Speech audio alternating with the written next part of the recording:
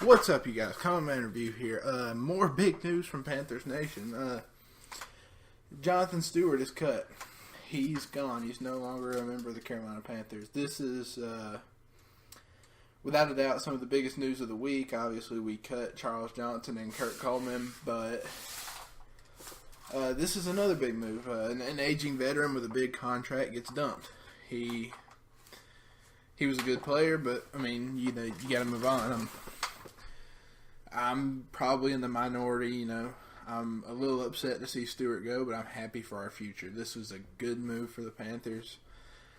He was going to eat up around a $5 or $6 million cap hit this year, which is unheard of or ridiculous for a 31-year-old running back who is hurt as much as he is.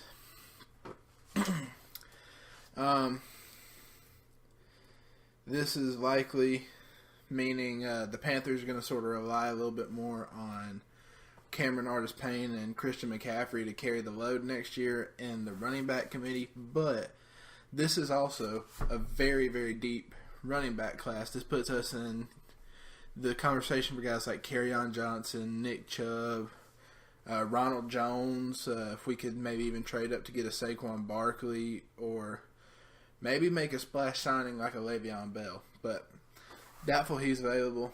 I just want to throw that name out there. Maybe it happens. It would be ridiculous if it did. That would be two massive egos in our backfield that, frankly, I don't know if we need. But, talent's talent. And the Panthers need an infusion of that at running back. Obviously, we got McCaffrey and we got Artis-Payne. Two good running backs, but not the... not going to set the world on fire like Stewart and D'Angelo Williams did in their heyday. Probably the biggest takeaway from this, though, is the dedication to the future that Marty Hurney is showing here. In the past 3 days, he has freed up around $10 million in cap space, giving us about $25 million going into the off season. That gives us money to lock up guys like Andrew Norwell, Starlo Tulele, Bradbury maybe next year, I believe is his contract year, or maybe even Shaq Thompson when that time comes. Plenty of guys to spend that money on. Don't necessarily need to panic and go sign the biggest free agent in the world just to make a splash signing. He knows what he's doing, and we got to have faith in him and believe that he knows what he's doing, which I hope he does.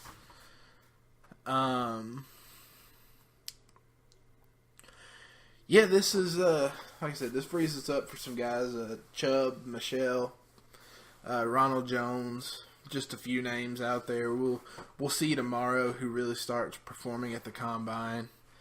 I look to be doing videos on the NFL Combine starting Friday. Well, no, I'll start tomorrow. After the Combine, most likely Sunday, I'll be doing a video of how I would build the Panthers in Madden, after these massive cuts have been made. I've already started doing one of those, but we still had Julius Peppers and Kurt Coleman, so gonna rebuild for accuracy there and see where that goes. But big news, like I said, is not every day one of your franchise's all-time leading rushers gets cut, and one of the most memorable backs in Carolina Panthers history, maybe outside D'Angelo Williams, the most, and really an unprecedented move in Panther Nation. We've always been known for sort of our loyalty to our older players to sort of a fault, but Marty Hurney has said that this time around he's favoring logic over loyalty, and that's something as a fan I love to hear, because that means more hopeful success for Carolina, building a winner and continuing to just be a good football team. And we have the core in place. Now we just have to put pieces around those guys to succeed. I look for us to focus on offense in this draft, overhauling the offense for Norv Turner. We can put some pieces in place. McCaffrey, he's there. Cam's there. Funch is there. Norwell, Turner. Taylor Moton, I expect him to break out next year. We got to do something with Matt Khalil. I mean, waste of money. Just massive, just in your face waste of money. Frustrating. Maybe move him to right tackle. Let him sort of do what he does best and run block and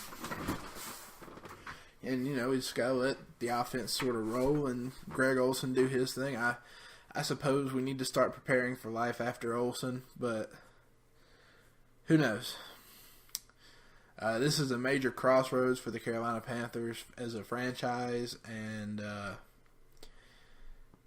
we'll see whether from here on out they become contenders or pretenders, and this is how teams like that are made when you make some of the toughest decisions in the history of your franchise and hope for the best, really. This is the first time I've seen in the history of the Panthers, maybe besides when we cut ties with Steve Smith and D'Angelo Williams, that we've really let go of two real Panthers homegrown stars like Stewart, Charles Johnson.